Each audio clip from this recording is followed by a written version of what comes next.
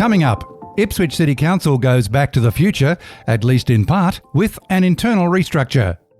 Ipswich to become an event-friendly council for event organisers, and still no date set for building the Brassall Bikeway missing link. Keep listening for highlights from the March round of Ipswich City Council committees. It's Friday, March 10, 2023, and I'm Alan Roebuck. Welcome to Ipswich Today, which acknowledges the traditional custodians of the land on which it is produced and pays respects to elders past, present and emerging. This podcast is supported by Kinetics, people-powered web hosting trusted by Australian businesses since 1999.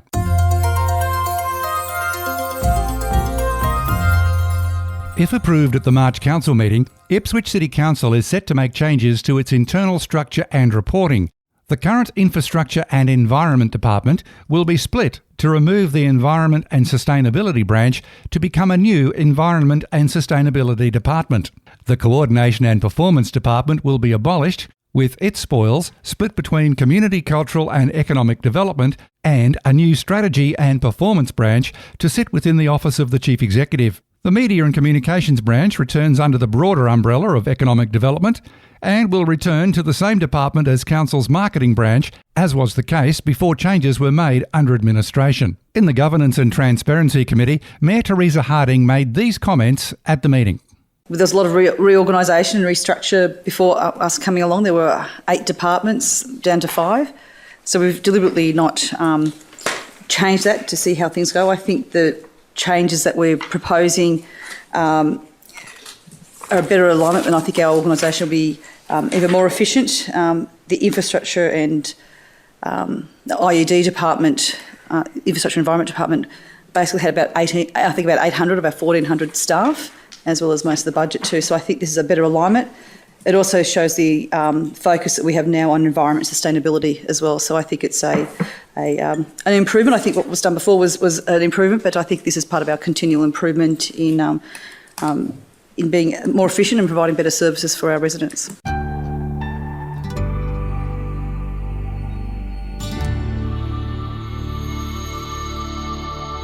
It's been a long time coming and it's still not there yet, but a recommendation will go to this month's council meeting for Stage 6B, design options for a commuter bikeway connection from the existing Brassall Bikeway to the Bradfield Bridge.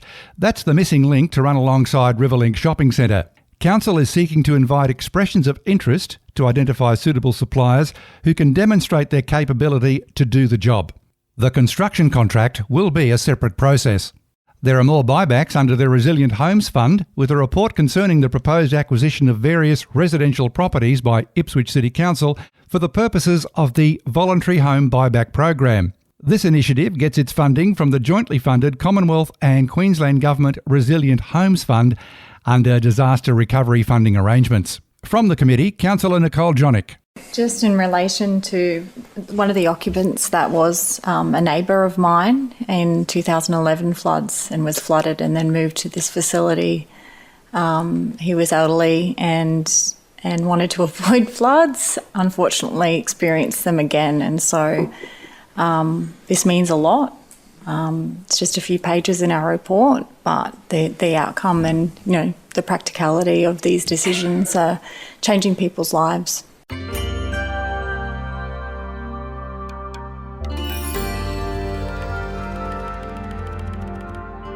Large and small event organisers can be hopeful Council's efforts to make it a more event-friendly location will become a reality. Streamlining applications for events is the aim of a notice of motion calling for Council to reduce red tape, and it was considered at the Economic and Industry Development Committee. Currently, a licence is required to hold a temporary or one-off event in Ipswich. Applicants must apply for a temporary entertainment event licence, or, as known by officers as a TEAL. Committee Chair Councillor Nicole Jonick put it to Department Chief Ben Pohl that councillors are looking to improve user end or the customer experience and for Council to have pre-approved event precincts and cut down on the red tape. Council Officer Ben Pohl. Again, thanks for the notice of motion. It really set into motion a number of areas of the organisation to look at this and try to streamline back-end processes. But also, as you've mentioned, it aligns perfectly with the CX program of work, because at the end of the day, what we're trying to do is have these clients, customers, members of the public who want to do great things in our city, just make it easier for them to do that. So part of it, as it's been outlined in the report, relates to streamlining TILs, pre-approving locations, putting forward an events calendar so people can see what's on and try to avoid clashes or even build on what's currently there. But the ultimate outcome, and so that was the response to the notice of motion, what processes could be streamlined. We've kind of delved into that.